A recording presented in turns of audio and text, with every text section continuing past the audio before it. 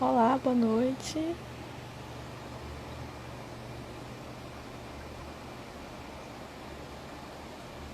Boa noite.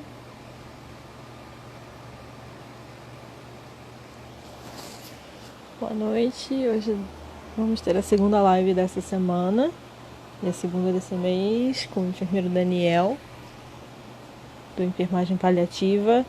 Nós vamos falar sobre cuidados paliativos, né? Mas cuidados paliativos numa visão um pouco mais próxima da realidade, diferente do que muitas vezes a gente ouve falar por aí, né? O Daniel já chegou, vou chamar o Daniel para entrar no nosso bate-papo, para a gente poder ir começando. Enquanto eu chamo o Daniel, a gente vai dando tempo para entrar mais algumas pessoas. Como é? Troquei de celular, eu não sei se meu som tá dando diferença. Qualquer coisa, vocês falem, por favor. Olá, Olá, tudo bem? Tá me ouvindo tudo direitinho? bem? Tô te ouvindo, tá me ouvindo? Tô te ouvindo certinho, tudo bem. Tá ótimo. Boa noite! Boa noite. Finalmente, depois de tanto tempo, né? Finalmente, né? Enrolando, Anos já. É, é verdade. muito bom ter você por aqui, Daniel. Eu não sei se as pessoas aqui conhecem seu perfil, eu acho um absurdo se elas disserem que não conhecem, porque Daniel está aqui desde que o Instagram virou um lugar onde as pessoas divulgavam os trabalhos delas, então, assim, né, acho que talvez o perfil do Daniel seja um dos primeiros a falar de cuidado paliativo no Instagram. Para quem não Sim. conhece ainda, por algum motivo, o perfil dele é o Enfermagem Paliativa, por favor, vão lá seguir o Daniel, que é um dos perfis mais interessantes e importantes em divulgação sobre o cuidado paliativo que a gente tem por aqui, né? Inclusive, Daniel, se você pudesse apresentar um pouquinho para as pessoas que não conhecem a sua formação ainda. Sim, claro. Meu nome é Daniel, sou enfermeiro, né? Obviamente, apesar de algumas pessoas acharem que eu sou psicólogo, já É, aconteceu. Mas eu sou enfermeiro, sempre tive muito interesse desde a graduação em trabalhar com cuidado paliativo. Então, depois da graduação, fiz residência em oncologia, fiz pós-graduação em gerontologia. Atualmente estou trabalhando no mestrado, que, claro, o foco do meu trabalho são cuidados paliativos, não é muita surpresa. E também atuo hoje em dia com uma equipe de cuidados paliativos multiprofissional. Como a Jaqueline falou, a minha página, eu brinco que quando eu comecei só tinha mato, porque não tinha página nenhuma. Minha página já fez agora 3 anos, então para o Instagram isso é uma eternidade também. Mas não só isso, como eu acho que essa live vai ser interessante, que você também não falou, Jaque, como uhum. a gente se fala pelo Instagram antes de se conhecer, e a gente acabou, Sim, inclusive, trabalhando junto. sim, Ainda tem comum é isso. muito engraçado. A Sim, nossa parceria é muito engraçada, né? Porque a gente se conhece desde que o Daniel começou o Instagram em 2017. A gente teve a primeira oportunidade de trabalhar junto muito por acaso durante a residência. O Daniel sim, foi fazer um estágio externo lá no INCA, né? Na época eu era R2, acho que você era R2 também, não era? sim. Estava Nós, no segundo ano.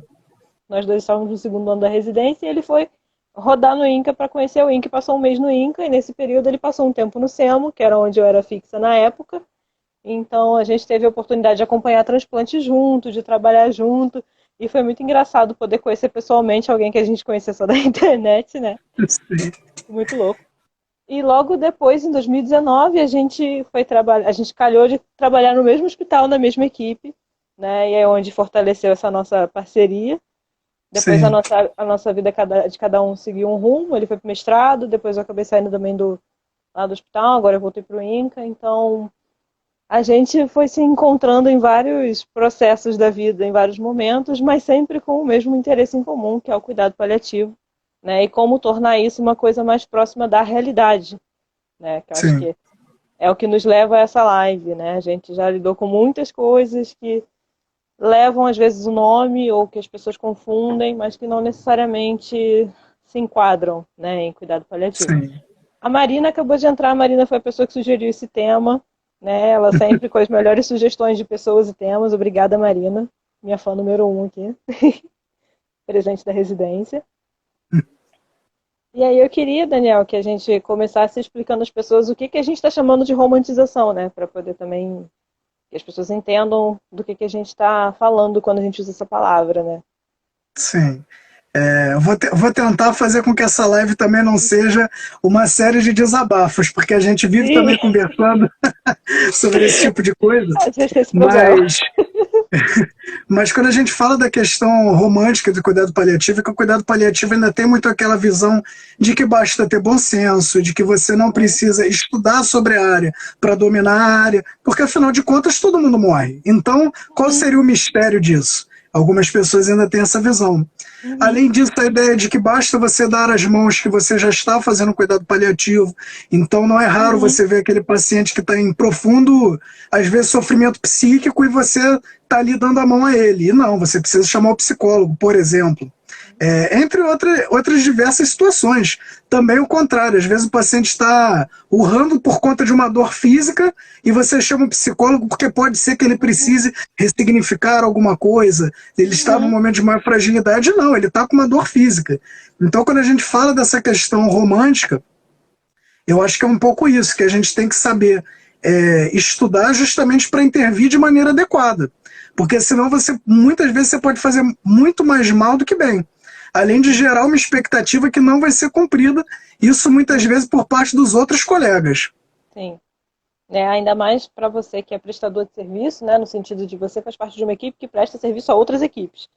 Sim, Isso também é um funcionamento que, em muitos lugares, cria-se uma áurea do tipo, mas a gente chama, tá com um problema aqui, o paciente vai ser, foi indicado o tratamento paliativo exclusivo, a gente vai chamar a equipe de cuidado paliativo, e aí isso vira sinônimo de encaminhou para a equipe, a gente lava as nossas mãos e não faz mais nada, né? Quando muitas vezes o fato de você ter incluído o tratamento paliativo, de você ter convidado a equipe de cuidado paliativo para atuar naquele caso, continua sendo importante que o vínculo que foi construído, que foi criado antes disso, durante o tratamento focado mais na questão curativa, essa coisa precisa se manter, né? E muitas vezes se cria toda uma expectativa de que a equipe de cuidado paliativo que vai entrar nesse caso vai resolver tudo. Vai controlar sim. a dor perfeitamente, todos os problemas familiares dos últimos 40 anos vão ser resolvidos, vai morrer que nem cena de novela, vai ser aquela coisa Uhum, linda e maravilhosa, né? sim. E aí a gente cai no primeiro problema, que é, né, essas expectativas que a gente tem em volta do trabalho. Né? E aí, Uhum, não só de quem está de fora, mas às vezes de quem entra mesmo na área, que muitas pessoas acabam lendo a teoria, entrando em contato com a filosofia, acham tudo muito bonito, muito legal, e aí vão com uma expectativa, né, para esse tipo de abordagem, e aí quando se deparam com as coisas na crueza da realidade, muitas vezes não conseguem sustentar essa clínica, essa atuação, né, porque infelizmente, por mais que nós consigamos fazer muita coisa em quesito de controle de sintoma, de melhora de qualidade de vida, ainda assim nós estamos lidando com a finitude, com com a morte do corpo sim. biológico. Então, muitas coisas não vão ser 100% apagadas, né? As pessoas vão continuar tendo sangue, as pessoas vão continuar tendo outras secreções, vão continuar tendo sintomas que são difíceis de tratar, que são refratários. E a gente também precisa ter isso em conta quando a gente atua nessa área, né? Você, como o Daniel falou, não adianta só eu querer apoiar a questão, eu trabalhar com a questão psicológica quando o paciente está urrando de dor. Então, eu tenho que ter no meu trabalho a plena condição, a plena consciência de que a gente precisa manejar todos os sintomas simultaneamente. Não adianta só eu focar só no meu sintoma. E isso também leva a uma outra coisa, que é cuidados paliativos, no plural, porque são vários cuidados, e no plural porque é feito por muitas pessoas, Sim. né? Podemos ter ações paliativas individualmente? Podemos. É recomendado? Muito recomendado. Mas a gente nunca vai conseguir fazer cuidados paliativos sozinho, né? A Sim. equipe é uma coisa que faz muita diferença. As pessoas precisam estar alinhadas na proposta do tratamento. Uhum. Eu acho que isso é justamente o grande valor do cuidado paliativo, que isso é muito discutido até, Uhum, é justamente isso.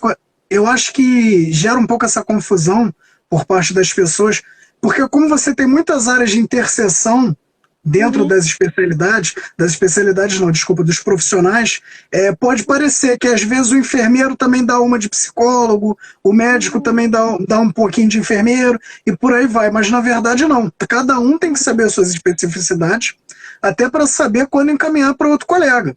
É até o que eu sempre falo na página. Eu, como enfermeira, eu tenho que saber minimamente lidar, por exemplo, com a questão do luto, porque eu estou 24 horas com aquela pessoa.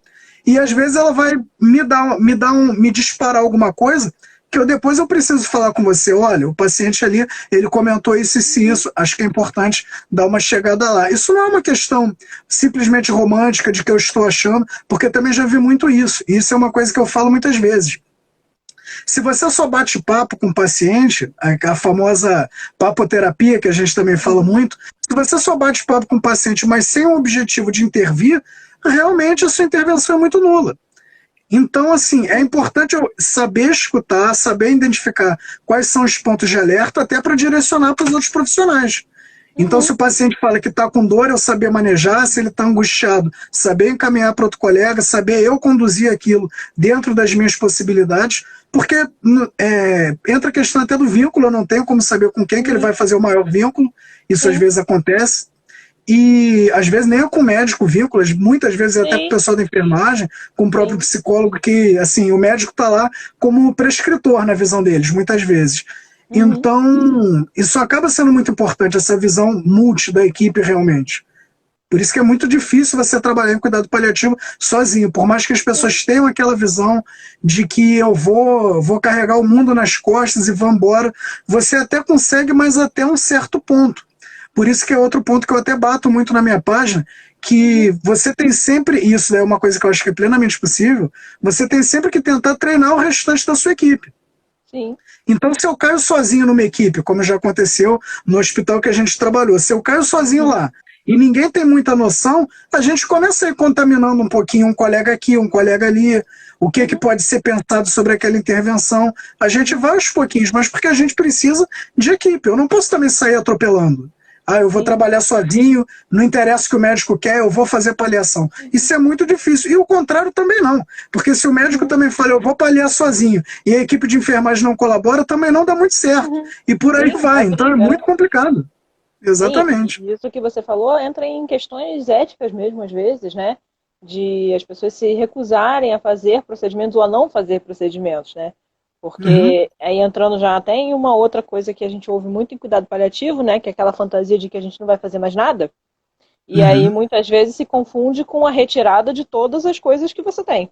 Né? O paciente estava fazendo antibiótico, estava fazendo isso, estava fazendo aquilo. Aí fala, vai entrar em paliação. Ok, tira tudo. Aí você se pergunta, ok, estão tirando tudo, mas não existe mesmo nenhum benefício em fazer o antibiótico para controlar algum sintoma? Porque às vezes é isso. Ele não vai ficar curado mais daquela infecção, mas isso diminui sintoma. Então, assim, né? E aí você tem essas coisas na equipe, né? E aí muitas vezes você, enquanto profissional, toma uma decisão, né? Vai lá e escolhe não fazer certas coisas, e outra pessoa da equipe fala, eu não concordo.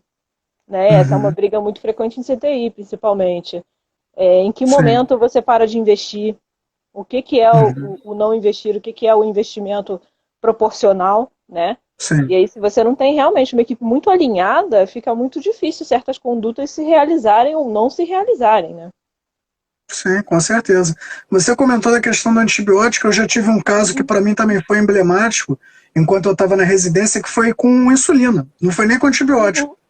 O paciente internou, quem já tem alguma vivência de paliação talvez vai entender um pouco melhor. Era um paciente que ele tinha já um CA metastático, quer dizer, ele já tinha uma indicação de ter uma equipe de cuidado paliativo, só que também ele era diabético. A gente precisa lembrar que a pessoa não necessariamente ela é uma coisa só. O paciente pode ser oncológico, ser hipertenso, ser diabético, enfim, tem uma infinidade de outras comorbidades.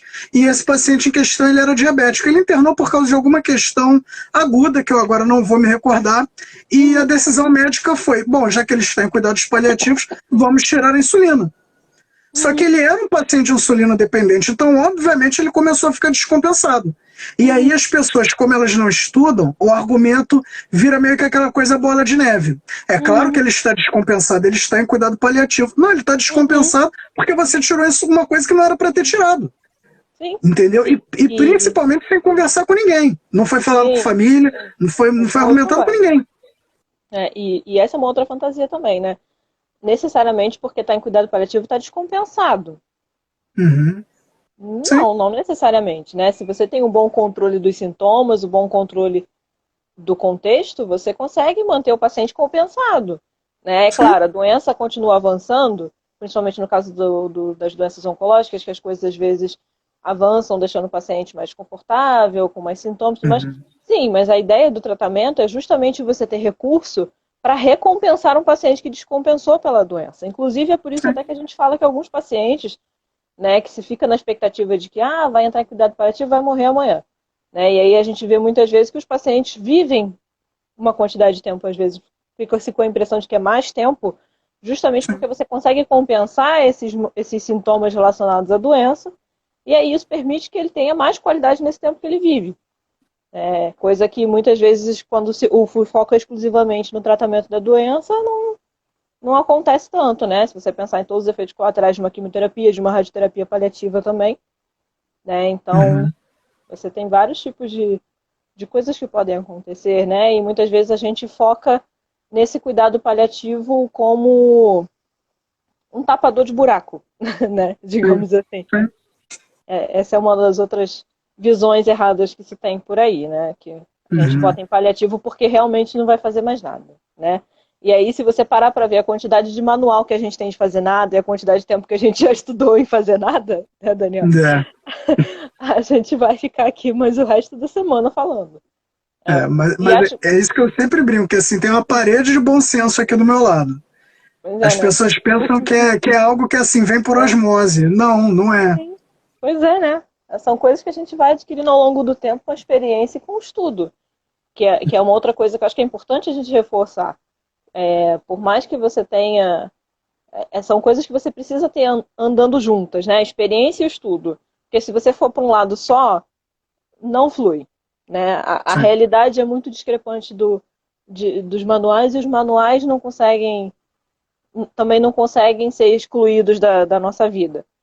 sim, E E isso é uma coisa que a gente sempre tem que trazer quando a gente está trabalhando numa equipe, principalmente numa equipe que não tem conhecimento na área de cuidado paliativo e não tem conhecimento em técnicas e como abordar certos sintomas, porque a gente não está falando coisas da nossa cabeça, né? Não é fazer a voz sim, bonitinha, não é fazer piadinha, chegar na mão do paciente e falar, nossa, vai dar tudo certo, vai ser tudo lindo. A gente não está fazendo isso, né?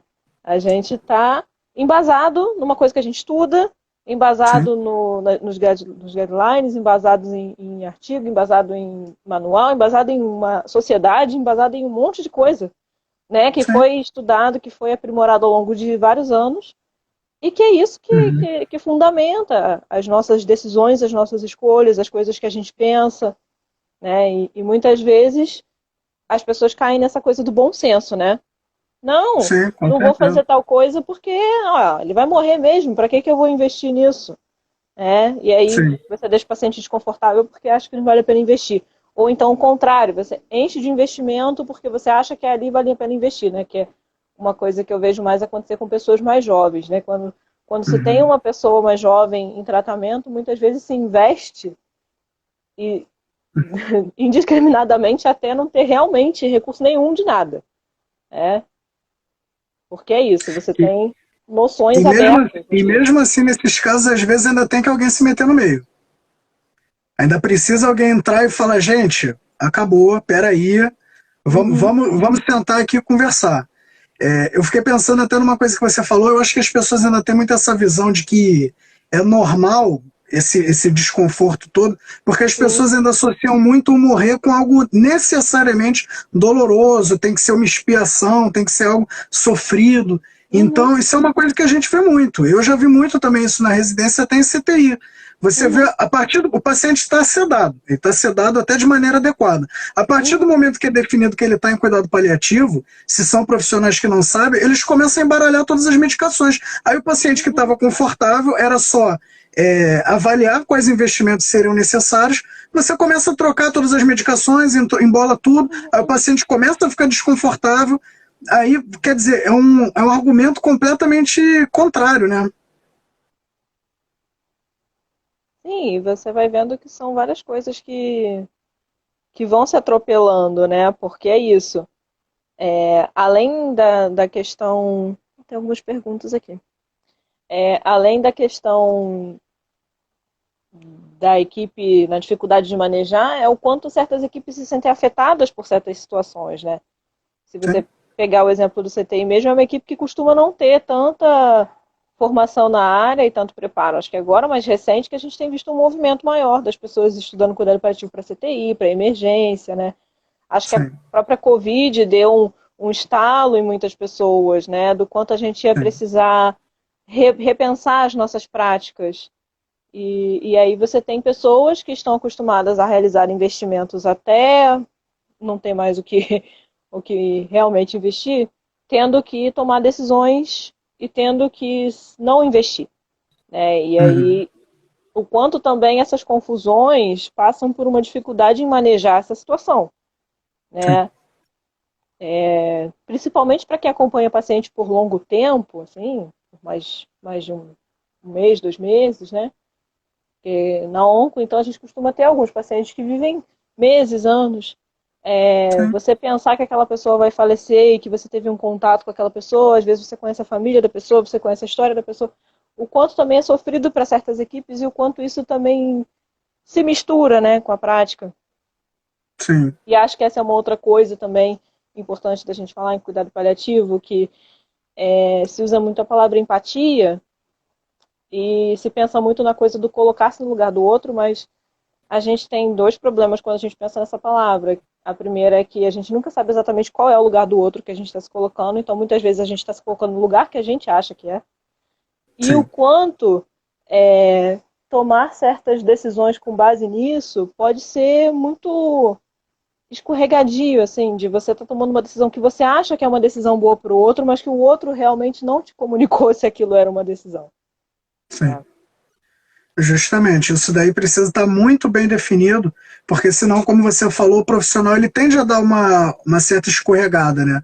Aquela Uhum, coisa, é o que a gente conversa muitas vezes, eu não gostaria que fizessem isso comigo. Tudo uhum, bem, mas não é você que está tomando aquela decisão. exatamente. Por isso que a gente sempre fala o Exatamente. quê? Que as diretivas antecipadas elas têm que ser conversadas preferencialmente quando elas não são necessárias de serem discutidas. Uhum, E nisso eu acho que os pacientes oncológicos até saem numa certa vantagem, porque como muitas vezes é uma progressão mais lenta, eles têm um pouco mais de tempo para elaborar isso, do que quando a pessoa tem um episódio agudo e vai parar numa emergência, vai parar no CTI. Eu acho que aí é sempre uhum, um pouco mais dolorido para todo mundo.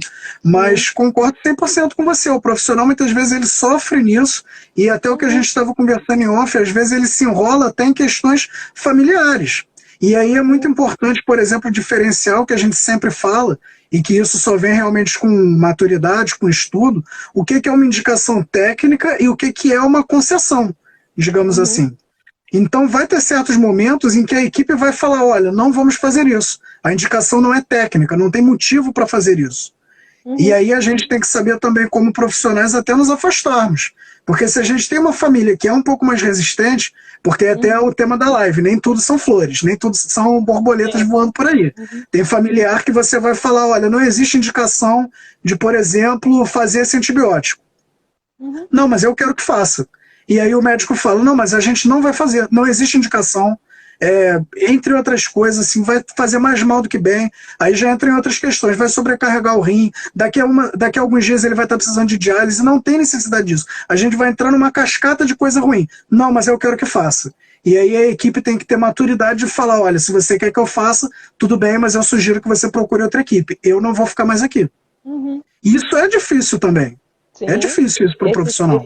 Esses posicionamentos são muito difíceis, né? Porque é uma coisa que acaba sendo frequente é que essas decisões e esses momentos, que são momentos mais chave, né? Durante certas fases do tratamento, certas etapas do processo como um todo, muitas vezes você tem uma equipe que não consegue sustentar certas decisões ou por vários motivos, né? Às vezes a gente tem atravessamentos institucionais também, né? Não é só a escolha da equipe, mas tem várias questões que você sabe.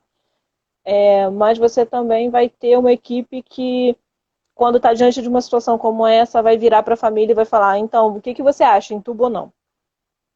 Né? E Sim, as duas coisas são muito perigosas, porque sim, é sim, isso que você falou da questão da concessão e da questão do que é uma indicação. Se existe uma indicação, a equipe tem que fazer porque faz parte do trabalho. faz parte da sim, proposta. Se não existe indicação, mas a família deseja, ou então a equipe acha que talvez vale a pena investir, aí é outra história. uhum, Mas se existe uma indicação, ou se não existe a indicação, não é para a situação cair no colo da família, é para a situação ser comunicada e decidido no que for possível ser decidido, né? Porque sim, chega a ser injusto você virar para uma família e falar, então, escolhe aqui se o seu familiar que você ama tanto vai ser entubado, correndo o risco dele morrer entubado uhum, sozinho, ou se ele vai para casa para morrer em casa com falta de ar, por exemplo, sim. né? Não, e além de, por exemplo, a própria questão da intubação, mas a gente também vê muito assim, a oncologia, até dependendo do profissional, no protocolo quimioterápico. Qual quimioterapia você Sim. quer fazer? Assim, e aí entra essa questão que a gente está falando até da decisão técnica. Nós somos técnicos, o profissional de saúde ele é técnico. Eu tenho por obrigação saber qual protocolo vai ocasionar X, Y, Z e qual não vai, e por aí vai, qual vai ser o mais indicado, o oncologista também. Agora, o paciente ele não sabe, por mais que ele seja orientado, ele saiba de tudo, às vezes ele pode até ser um profissional da área da saúde, mas é assim, você precisa parar e explicar para ele o que é que está acontecendo. E você vai dar as alternativas que são viáveis.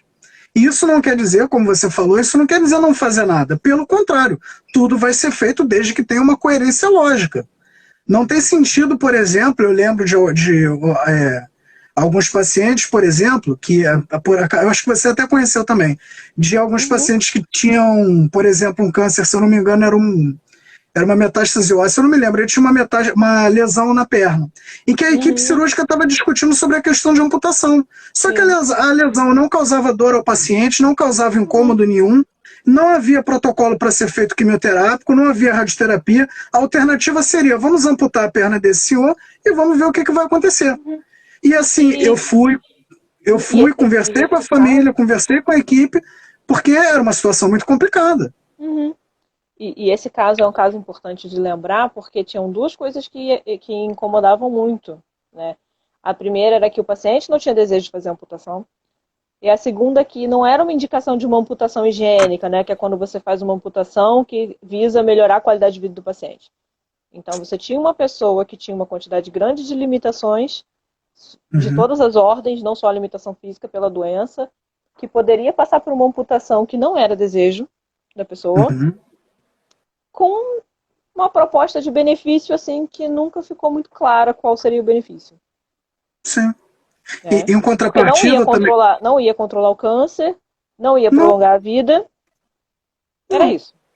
Era para fazer É, alguma coisa. sim, é justamente quando a gente tem uma equipe que não sabe manejar a situação e que ela começa a procurar intervenções que vão mais deixar a equipe satisfeita porque ela está fazendo alguma coisa, do que Uhum, ver quais são as reais necessidades daquela pessoa.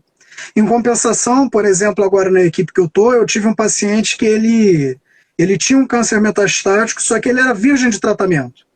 Então ele já com PPS bastante prejudicado, a equipe inteira se reuniu e falou: será que vale a pena fazer uma quimioterapia com ele? Chamamos um oncologista, a nossa equipe, todo mundo conversou e a gente decidiu: sim, eu acho que ele tolera.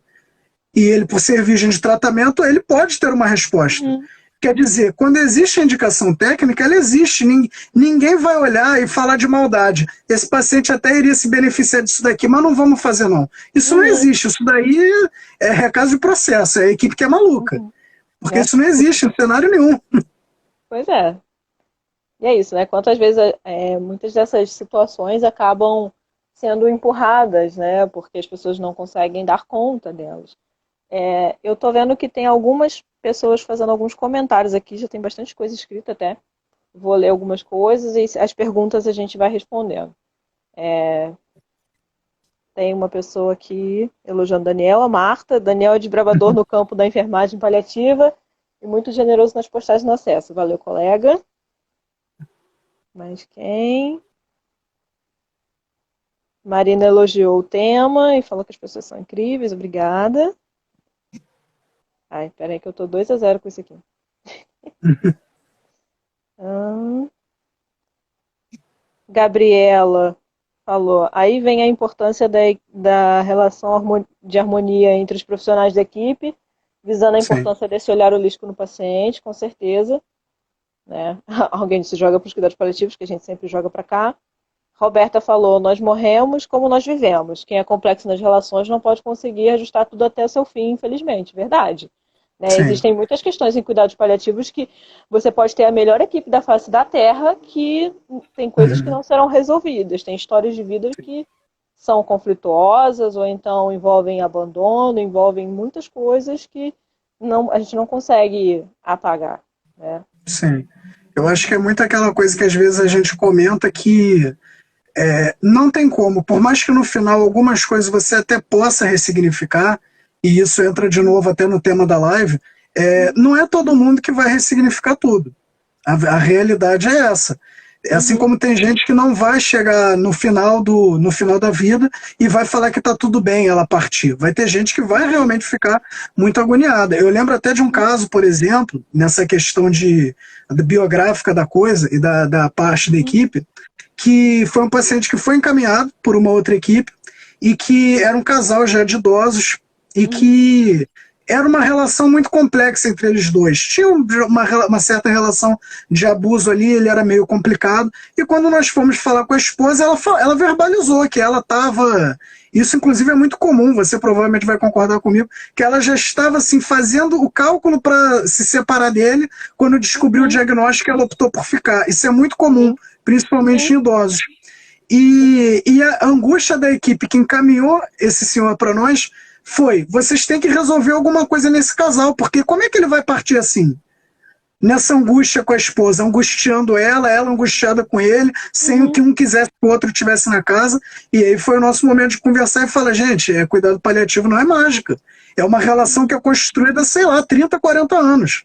Como é que a gente vai chegar agora, no espaço de 2 meses, e falar que ela perdoe tudo que já aconteceu, que ele mude o comportamento dele? Isso não é assim. Sim, e você vê que isso não parte das pessoas, né? Isso parte da equipe.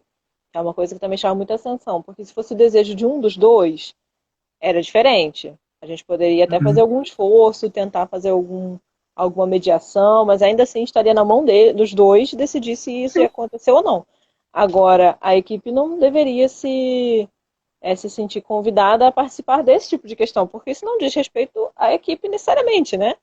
Sim, Não é uma intervenção justamente. possível, né? Você resolver um Sim, problema de família. Não nesse sim, estilo, justamente. pelo menos. Sim, e aí eu vou sair até em defesa da sua profissão. As pessoas ainda têm muita essa ilusão de que as pessoas ainda têm muita essa ilusão de É. que às vezes se a pessoa tem um conflito interno, alguma coisa assim, ela vai Uhum, resolver com uma conversa, ela vai resolver em 3 semanas. E uhum. não é assim, né, gente? Não é Sim, assim. tem Então, coisas que foram uma vida inteira. Você vai poder uhum, trabalhar? Você vai poder trabalhar. Mas entre trabalhar uma questão e resolver uma questão, inclusive existem questões que não se resolvem, né? Esse é um outro ponto também, que é uma coisa difícil para quem não trabalha com psicologia e quem não tem esse olhar assim, né? Existem situações que não têm solução, porque elas não são exatamente um problema. Às vezes o sintoma, a questão daquela pessoa é o que faz com que ela siga adiante, é o que sustenta a vida dela. Então você vai ver um monte de relacionamento que você não consegue entender como funciona, você vai ver várias coisas que são, para quem está de fora, muito complicadas, muito difíceis, mas que para quem faz parte é o que é possível, né? E a gente tem que respeitar as escolhas das pessoas. Mesmo que a sim, gente queira oferecer um cuidado e que às vezes esse cuidado não seja possível dentro das escolhas das pessoas, as escolhas são das pessoas, são do paciente, da família dele, né? Então, a gente também tem que aprender a respeitar isso. A Marina sim. comentou: temos que acolher a dureza da morte, assim como da vida. Tudo tem a sua beleza, a sua feiura, suas potências e seus desafios. Muito importante esse comentário. E vai bem de Sim. encontro ao que a gente já falou, né? Muito A bonito. Gabriela perguntou: no trabalho de vocês, vocês encontram alguma dificuldade nessa comunicação entre profissionais de outra área? Fala, Daniel. Sim, eventualmente isso acontece. Às vezes colegas até de mesma profissão. Isso é uma Sim, coisa que assim, né? é o que a gente sempre conversa. Acho que se você. Todo paliativista, eu acho que no geral vai concordar com isso, que é um trabalho de formiguinha. É muito difícil você cair num lugar que todo mundo está alinhado. As pessoas trazem confusões, as pessoas têm dúvidas, e aí eu posso dizer até do ponto de vista da enfermagem, porque nós, como enfermeiros, já gerenciamos uma equipe. Então não adianta, por exemplo, eu saber tudo sobre paliação e a minha equipe técnica não saber. Porque isso também entra numa outra coisa da parte até da construção do discurso. A equipe de paliação pode fazer todo um alinhamento, uma conferência, ser tudo maravilhoso, ser lindo, ser tudo bem, e às vezes passa aquele técnico de enfermagem e fala, mas se fizesse mais um protocolo, né? Vai que tinha uma chance. E aí destruiu toda a argumentação que você fez. Porque as pessoas, isso daí não é uma... Eu não estou criticando esse técnico, isso é uma questão que realmente ele tem que ser educado. Mas as pessoas, é muito difícil para elas recusarem esperança. Você tem aquele paciente que ele já está certo da terminalidade, eu até tenho alguns, mas você tem aquele paciente que se você falar, mas vai que você melhora, e ele te manda sair do quarto dele, que ele não vai melhorar, que ele sabe que não vai, que você está mentindo para ele, isso daí é a minoria. Então, se você chega e você dá aquele sussurro para o paciente, ele fala, vai que é isso daí mesmo. E aí você tem que reconstruir toda a argumentação de novo. Então é muito complicado. Então você tem diversos profissionais que não entendem o que está acontecendo. Entendeu? Isso daí eu acho que independe, assim, em todo cenário você vai ter. E você tem que conversar, é uma questão de educação. Por isso que eu falo tanto até na página, por exemplo, que a educação em si, ela é múltipla. Eu não aprendo, por exemplo, sobre sedação porque eu, como enfermeiro, vou prescrever sedação. Eu não faço isso. Agora, porque se eu estou trabalhando com um médico que ele não sabe, eu tenho por obrigação orientar ele. Olha, você está tentando fazer uma sedação com morfina, isso não está certo. E aí a gente vai conduzindo isso, porque assim, é uma obrigação, conhecimento ele tem que ser compartilhado nesse aspecto, pelo menos na minha opinião. Então... Sim, né? E muitas vezes esse canal de comunicação a gente vai abrindo, desbravando o terreno e a passos de formiguinha. Algumas coisas são mais rápidas, algumas pessoas são mais abertas, e aí a gente vai criando parceria com quem tem disponibilidade para conversar com a gente, para quem ouve, né? Nem sempre as pessoas vão ser assim, às vezes realmente você não tem abertura, você não consegue, mas você sempre tenta trabalhar com quem você consegue, né? E muitas vezes a gente consegue fazer alguma coisa com quem a gente consegue, às vezes é uma pessoa só que você tem na equipe que te dá confiança, e aí é nesse plantão que você vai cair em cima para resolver o que você precisa resolver, né? Ainda mais em lugares que a rotatividade dos plantões é grande, né? Como a gente já vivenciou. Tem uma pergunta aqui que eu não vou saber responder, não sei se você vai saber. A Ciência Cuidado Intensivo perguntou, no CTI, o que é LET, limitação de esforço terapêutico, e o que é cuidado paliativo? Então, eu estava até pensando nisso, eu não conheço essa expressão. Essas siglas de terapia intensiva são complicadas. Depois eu posso até ver. Mas, assim, eu não vou chutar porque eu nunca vi essa sigla. Eu também não vou me atrever a falar de CTI, porque a minha experiência CTI é pequeniníssima. Mas o que eu consigo pensar para dizer é que quando a gente fala em cuidado paliativo, a gente fala em vários tipos de cuidado paliativo dentro de um cuidado paliativo, né? É porque do senso comum a gente pensa em cuidados ao fim de vida, como foco do cuidado paliativo.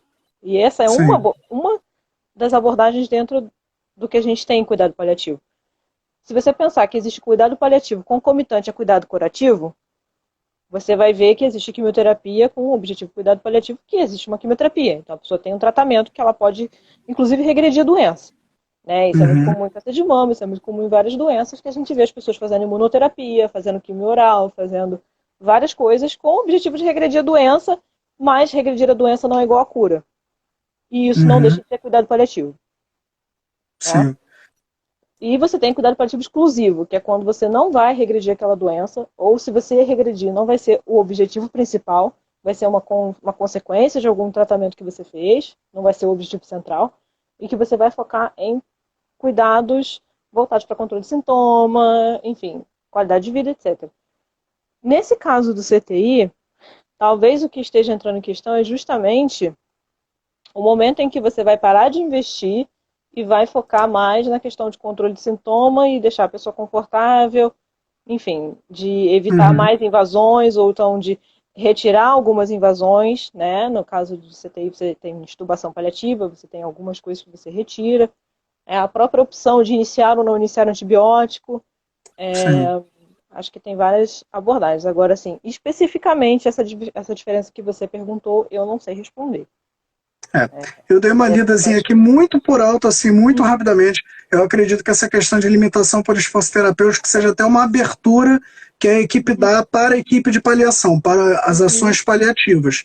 Então, eu acho que seria mais naquele momento em que as pessoas realmente estão decidindo assim, pela proporcionalidade de cuidado. É porque isso também é uma coisa muito comum. Cuidado paliativo tem um problema muito grande de marketing. Então, você vai ver algumas equipes que não vão falar que estão fazendo cuidado paliativo. Elas Mas estão estão. fazendo XYZ. São Uhum, cuidados compassivos, são cuidados proporcionais, enfim, as pessoas começam embolando uma coisa na outra. Mas eu acho que conceitualmente é muito parecido. uhum. É uma outra coisa aqui que foi comentada pela Mariana de Abreu, minha querida Mari lá do HC4, psicóloga maravilhosa, minha chefe.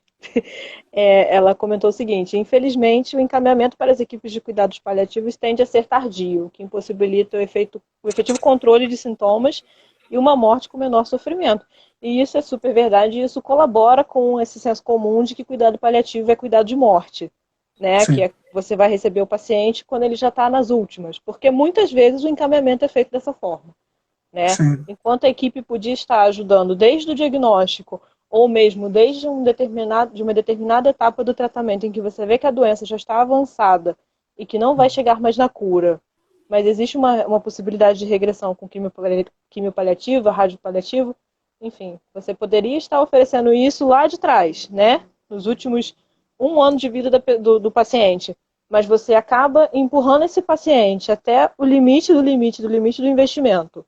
E aí, quando você realmente vê que todas as suas possibilidades foram esgotadas, que você empurra ele para a equipe de cuidado paliativo do tipo, fica aí com o que sobrou, sim, realmente a gente acaba recebendo pessoas em condições de sofrimento grande, justamente porque elas já estão consumidas da doença, consumidas dos tratamentos, e acaba colaborando para essa ideia de que as pessoas vivem pouco, ou que as pessoas vão uhum, morrer por questão de cuidado paliativo, né? Enquanto a sim, gente já tem histórias de pessoas em cuidado paliativo com mais de anos, né? Acompanhei sim, pacientes com mais de 10 anos de cuidado paliativo e nunca foi um cuidado de morte, necessariamente, né? A pessoa teve sim, todo esse processo de tratamento, né? O cuidado paliativo controlou o sintoma por muitos anos, conseguiu melhorar a qualidade de vida, conseguiu organizar, que a pessoa organizasse a própria vida, conseguiu várias coisas, ver netos crescerem, ver um monte de sim, coisa, participar de um monte de coisa, inclusive foi possível fazer o cuidado ao fim de vida dessa pessoa. Então,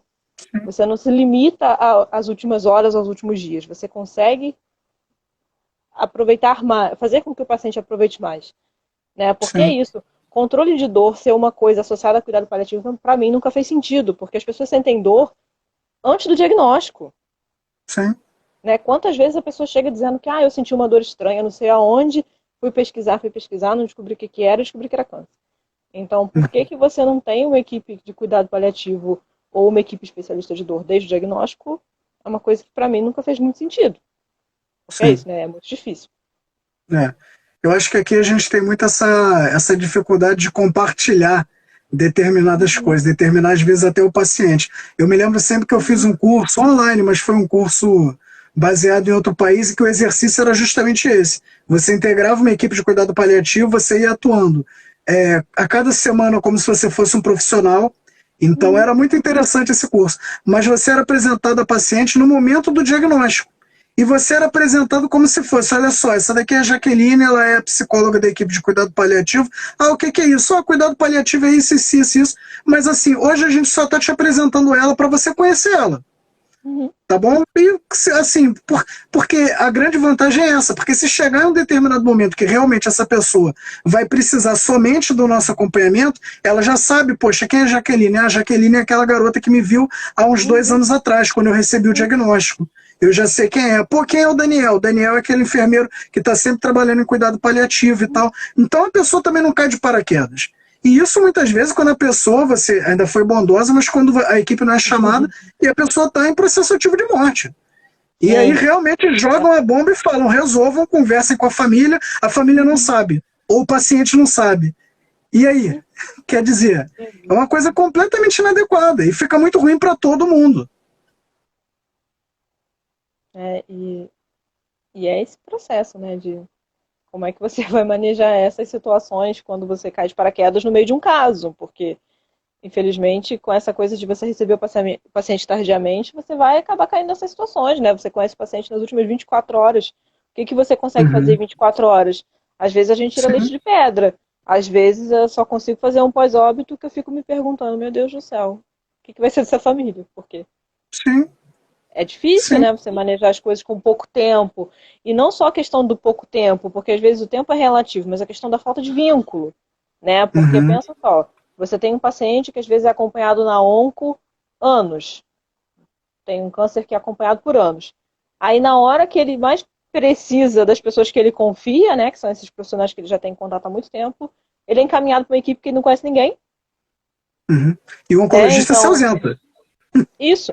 E aí ele se sente abandonado, rejeitado, largado à própria sorte, e por aí vai, né? E aí essa Sim, equipe que está chegando já é recebida com uma certa, assim, tipo, né, só sobrou vocês, eu vou ter que aceitar vocês, né? uhum, E aí, sim, como é que a gente que recebe esse paciente tem que desconstruir certas coisas e reconstruir, e começar um trabalho do zero, e às vezes o tempo é escasso, né? E fazer vínculo nem sempre é uma coisa fácil, porque vínculo não depende só de você querer fazer o vínculo, depende da pessoa também estar aberta ao vínculo. Então, enfim, né? Muito trabalho sim, quando as coisas são sim. dessa forma. E Né? você comentou uma coisa que eu acho interessante, essa coisa de que não, nem sempre a gente tem muito tempo, Uhum. porque as pessoas têm essa visão muito romântica de paliação de fato. Mas o fato é que você tem que saber intervir muito rápido nas coisas Sim, que requerem paliação. Porque se o sim, paciente está com dor, você não pode falar, vamos tentar uma dipirona e semana que vem eu vejo se fez diferença ou não. Não, sim, você tem que saber ajustar aquilo dali rápido. Se vai sim, trocar opioide, se não vai, se vai fazer cirurgia, se não vai, se vai para casa, se não vai. Você não tem como ficar enrolando, porque às vezes você tem uma janela de tempo muito curta.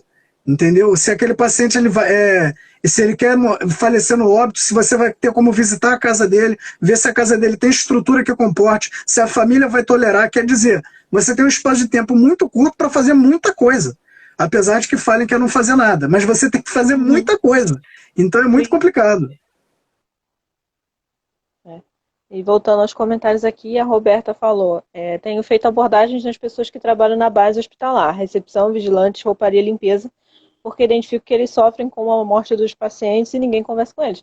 Isso também é uma coisa muito importante, né? Quando a gente pensa em Sim. hospital, muitas vezes a gente se restringe a nível assistencial primário. Primário não, né? Sim. Nível assistencial, no sentido tradicional, do ensino superior, né? É enfermagem, é médico, aí vem o apoio técnico, né? E Uhum. enquanto o hospital é feito de muitos braços e muitas pessoas que são completamente ignoradas no dia a dia e que elas estão lá. E que se você parar para pensar, quando você conversa com o paciente, e eu não sei se você já teve a oportunidade de ler esses recados que as pessoas escrevem de agradecimento, você já deve ter recebido alguns, mas enfim, o que eu quero dizer é que muitas vezes o agradecimento vem justamente essas pessoas. É a moça da copa que entrega comida, que faz que conversa, é a tia da limpeza, escreve assim mesmo. O Sim. rapaz da segurança, que é simpático, que deixou entrar depois do horário porque chegou atrasado porque perdeu o ônibus. É a moça da recepção que recebe com um sorriso no rosto. Então, essas pessoas são fundamentais para o funcionamento do hospital e muitas vezes a gente passa batido, né? E aí toda vez que eu falo para alguém que está entrando em psicologia hospitalar, que está entrando na área, conhecendo, eu sempre falo, cola com as pessoas que ninguém dá atenção, porque é o pessoal da recepção, é o pessoal da limpeza, é a copa, é a segurança que sabe o que acontece no hospital.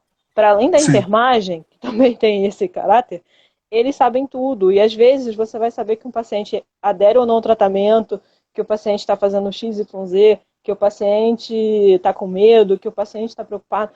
Problema da vida do paciente. Às vezes você vai saber um monte de coisa por aí, porque o paciente não vai conseguir te contar por questões dele, por qualquer outro motivo, mas porque Sim. esse vínculo com a pessoa que está ali no cuidado mais material é a pessoa que ele consegue confiar, que ele consegue encontrar até mais vezes no dia, né? Sim. E daí, por exemplo, eu digo até da importância da enfermagem, que é uma coisa que eu sempre falo, porque a gente Uhum, sempre diz que a gente está 24 horas no leito com o paciente. Então, é sim, uma potencialidade muito grande saber usar isso.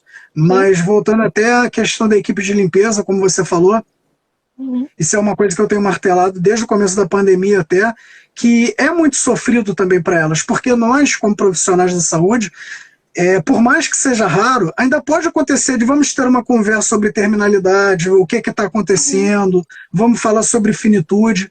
Agora, as pessoas ainda têm muito aquela visão segregada de que o trabalho dela é só sim, fazer a limpeza. Só que sim, ignora que essa pessoa, muitas vezes, ela cria um vínculo. Então, ela gosta. sim. Eu sempre dou o exemplo de imaginar a pessoa da limpeza que trabalha no setor de cuidado paliativo. Ela vai, Uhum, gosta de fulano, fulano é bacana com ele, uhum, chega 2 dias depois, fulano morreu. sim. Aí no outro dia já tem outra pessoa. E vai, conversa, bacana, torce pro mesmo time, os dois brincam e tal. 3 dias depois a pessoa morreu. Pô, é evidente que em um certo momento essa pessoa vai começar a ficar angustiada. E aí entra o sofrimento do profissional, de falar, eu não quero trabalhar lá, eu não gosto, eu me sinto mal. E isso daí são coisas que precisam ser acolhidas, precisa ser conversado. Não é só Sim. sair atropelando. E Na muitas minha, na vezes minha, falta espaço de é, na, escuta mesmo. Sim, na minha própria equipe, você conheceu a minha equipe, eu tive profissionais que. Eu sempre fui um maluco dos cuidados paliativos, mas eu tive profissionais que não lidavam muito bem com aquela situação, que você sabia que o paciente ia a óbito em breve e os técnicos falavam, não estou confortável com isso. E assim, isso é uma coisa que precisa ser acolhida. Assim, não cabe a mim, eu acho que isso é uma questão até de humanidade, mais até do que de gestão, mas não cabe a mim falar, olha só, todo mundo morre, vai lá, fica com ele e engole. Não é assim que funciona. Uhum, Então a gente precisa ter esse acolhimento também para quem está ao nosso redor, né? Isso também sim. é importante e também vai facilitar o nosso trabalho. Uhum. A Mariana até comentou aqui, intervenções para minimizar o sentimento de impotência dos profissionais, porque é isso, né? Muitas vezes a formação do profissional de saúde é uma formação voltada para a cura, voltada para conseguir resolver um problema. E aí você está diante Uhum, de um paciente que esse não vai ser o seu objetivo, né? Você até sim, pode resolver um problema ou outro, mas o objetivo não é esse, porque o grande problema, né, que é a questão da finitude, você não vai resolver. E mesmo assim, ele necessita de cuidados, ele necessita de atenção. E o quanto a gente dá suporte a essas equipes para que elas consigam estar nesses lugares fazendo essas coisas, né? sim. Eu acho que aí é meio que um momento até de choque de realidade, porque eu sempre tento entender também do ponto de vista do profissional. Então, como eu sei que você também. Então, assim, eu sei que é doloroso também para o profissional olhar e pensar: eu não estudei para isso, eu não estou preparado para isso. Uhum. Apesar de que isso tem mudado bastante. Sim. Antigamente era muito mais comum disso acontecer. Então, Uhum. assim, é o que a gente sempre comenta: se a pessoa cai, por exemplo, para um centro cirúrgico, para uma clínica cirúrgica, por exemplo, é muito difícil que você tenha uma equipe de cirurgiões que falem, é melhor não operar.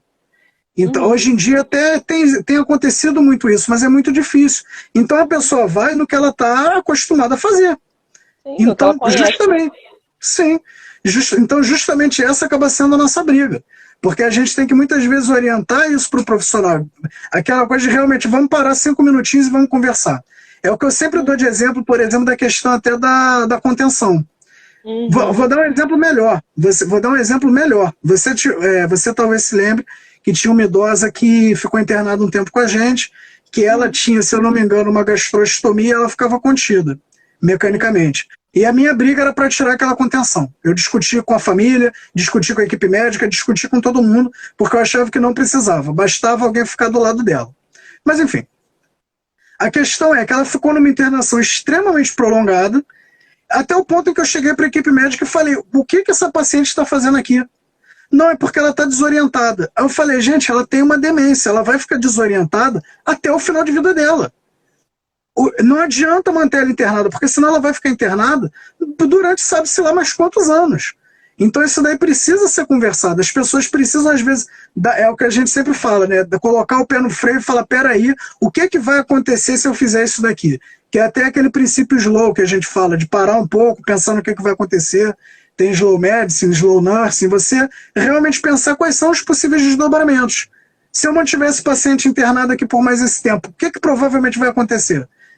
Ele vai ter uma infecção, talvez ele não responda, talvez ele responda. Se ele responder, tudo bem, mas aí ele vai ficar, eu ainda vou pedir mais uma tomografia, calma, para e pensa, vamos ver com calma.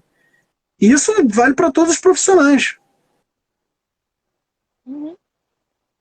E aqui tem um comentário uma pergunta, na verdade, que dá pra gente fazer uma outra live já com ela. E o nosso tempo já tá perto do final. Vamos ver se a gente consegue responder essa, porque acho que essa é importante. Enquanto o paciente estiver consciente, devo respeitar o seu desejo de não querer determinadas intervenções, como a sonda para alimentação? Eu acho que até quando o paciente não estiver consciente, aí entra até a importância das diretivas antecipadas, é o que a gente está Sim. falando. Uhum. É claro que é muito difícil você dar uma resposta assim de voadora, falar é isso e Sim. pronto, acabou. Tudo tem É. indicação técnica. Pois Tudo é, tem era isso indicação. que eu ia entrar. A grande questão é, tudo depende, porque vai sempre depender da história e do porquê que o paciente está te dizendo que ele não quer. Porque Sim. muitas vezes o paciente tem uma fantasia. Eu já acompanhei um paciente que dizia que ele não queria sonda porque ele tinha visto pessoas com sonda e ele achava que aquilo era um horror, que aquilo doía, que aquilo era isso, que aquilo era aquilo. Não, não. Só que nunca foi indicado sonda para ele, foi indicado uma Uhum. gastrostomia. Uhum. E ele achava que era a mesma coisa. E ele se Sim. recusava a fazer gastrostomia achando que era sonda nasointeral. Sim. E ninguém nunca parou para Sim. perguntar a ele se ele tinha entendido o que que era. Sim.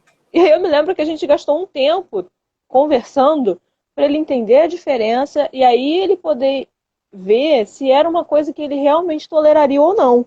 Porque a gente Sim. também jogar no colo do paciente que não tem conhecimento técnico, que não tem conhecimento dos efeitos, dos benefícios e dos malefícios, se é para ele fazer um procedimento ou não, também não dá para ser, né? A gente tem que ter indicação técnica e tem que saber explicar para as pessoas o que, que é, o que, que a gente está Sim. propondo e o que, que vai melhorar ou não a vida dele, né?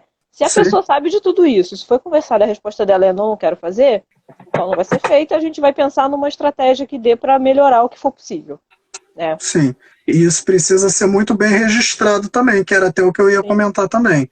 sim, sempre. É claro que assim, sempre vai depender, mas precisa ser muito bem conversado, porque é o que, é o que a gente está até conversando. Sempre vai ter indicação técnica. Eu lembro, inclusive, de um paciente que eu vi no INCA, que para mim foi muito emblemático, porque eu acho que foi a primeira vez que eu tive aquela quebra de expectativa de autonomia acima de tudo, o que é claro que a gente sempre defende, mas a gente tem que pensar no que é indicação técnica, que era um paciente que ele tinha uma hiperplasia prostática, que ele internou, ele tinha, se eu não me engano, realmente até um CA de próstata, ele Uhum. internou já em cuidados paliativos exclusivos, fazendo um bexigoma, e ele não tinha passagem para sonda vesical. E assim, ponto, qual é a alternativa? Porque ele estava produzindo urina, então ia chegar um certo momento, que é até o que eu comentei na página esses dias, fiz até uma postagem, não haveria medida de conforto que não fosse tentar fazer, nem que fosse uma cistostomia nele, que já é um procedimento, se você for parar para pensar, um procedimento mais invasivo, mas assim, Uhum. entra a questão da indicação técnica, de explicar para ele o que é importante e falar que aquilo dali vai ter que ser realizado. Outro exemplo que é muito comum, paciente com câncer de cabeça e pescoço, quando ele precisa fazer uma traqueostomia, que ele fala não preciso, não é o momento, mas ele não entende que ele precisa, que a alternativa àquele procedimento vai ser muito ruim para ele. Quando eu digo que ele não entende, eu não estou falando que a gente vai fazer independente da vontade dele, mas que Uhum. isso daí precisa ser muito bem orientado o Sim. quão é importante fazer aquele procedimento. Não é uma sugestão aleatória. Eu acho que você deveria fazer uma traqueostomia. Não é isso, é uma coisa que assim, se você não fizer essa traqueostomia, vai chegar um determinado momento que você vai começar a sofrer as consequências. Você vai ter hipóxia, você pode desorientar, você vai ficar com falta de ar. E assim, se não tiver alternativa, vai ser muito difícil, inclusive, manobrar no domicílio. Então, aí entra a questão até da equipe especializada saber falar o que, que pode e o que, que não pode. Uhum. Entendeu? Tem bastante comentário aqui. A gente está entrando nos minutos finais já da live, acho que deve ter mais uns 2 minutos só, porque já são 9 horas. Infelizmente, eu vou encerrar sem ler tudo que está escrito aqui, porque tem muita coisa, meu Deus. É. Temos várias Eu vi que, pessoas muito legais aqui. eu vi que a Manuela entrou, É, Thaís. a gente está famoso, hein? É. Muitas presenças ilustres. Eu quero agradecer a todo mundo que ficou até o final. Quem não conseguiu assistir a live vai ficar gravada. A gente vai ficar no meu IGTV, tá bom? Quem não segue o Daniel ainda, por favor, faça o favor de seguir. Enfermagem.paliativa, o melhor perfil de cuidado paliativo desse Instagram. Talvez o mais antigo. Mais Eu uma vez acho que eu é o mais quero. antigo. Pode encher, mano, enche mais. Adoro quando comenta. É, Quero mais uma vez agradecer pela conversa e espero que a gente tenha mais conversas dessa. Estou com muita saudade de conversar com você, porque eu adoro conversar com você. Sim, Saudade de ser equipe também. Vamos sim, ver o que a vida reserva para a gente no futuro. Muito sim, com obrigada certeza. a todo mundo que assistiu até agora. Obrigada pelos parabéns. A parte mais legal é interagir com vocês. A gente podia fazer uma segunda rodada depois, porque ficou tanta coisa aqui, né? Sim. Depois a gente pode Acho que pensar a em mais gente um pode tema. ver. Uhum. Fica o convite para a próxima já. Sim, com certeza. Obrigado pelo convite. Agora eu vou, antes que eu esqueça, porque eu sempre esqueço Ah, também, pedir para a ah. galera dar um print, depois compartilhar, marcar, Ah, que é sempre sim. bacana. Eu sempre esqueço de fazer isso. Eu falo que eu sou o dono de o blogueiro mais desorientado que tem. Eu esqueço de fazer essas coisas todas. Mas é importante até para gerar visibilidade, é bacana. E com certeza a gente vai fazer outras lives desse tipo. Ah, tem umas pessoas muito legais aqui. Além da Manuela, tem a Flávia Nave, não sei se você chegou a conhecer, Sim, que é uma das médicas da atenção domiciliar do INCA, que é uma das pessoas que mais me ensinou coisas na vida. Nossa, sim, eu eu lembro cansei de dela. alugar ela por horas, perguntando coisas e tirando dúvidas, enfim. Melhor Eu pessoa para lembro trabalhar dela, na também já perturbei ela. Eu perturbei todo mundo no INCA, né? Perturbo até hoje. Hoje estava perturbando a Roberta, de graça. Não tem nada para fazer, vou perturbar as Roberta é pessoas. outra também, cara. O bom é que é isso, né? A gente vai construindo várias parcerias e vai aprendendo muito, muito, muito, né? E acho que isso é Sim, uma coisa importante no cuidado paliativo, a gente sempre tem que estar aprendendo, sempre tem que estar estudando. E fortalecer esses vínculos, esses elos de equipe, né? Que é muito importante também. sim, Então, mais uma sim, vez, com obrigada a certeza. todo mundo.